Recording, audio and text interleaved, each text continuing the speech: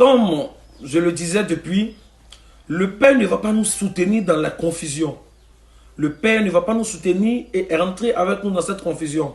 C'est pourquoi quelque chose s'est produit lorsque lui-même est venu sur terre en chair.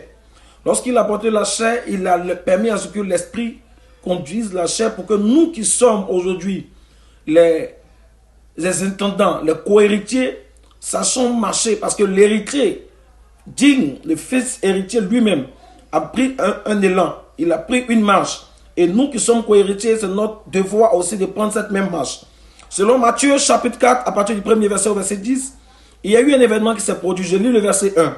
Il dit, alors Jésus fut emmené par l'Esprit dans le désert pour être tenté par le diable. Après avoir jeûné 40 jours et 40 nuits, il eut faim.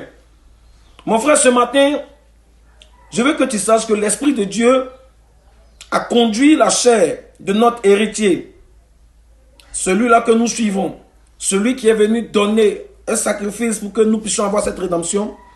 Il a été conduit dans le désert. Le Père l'a fait sortir de Babel.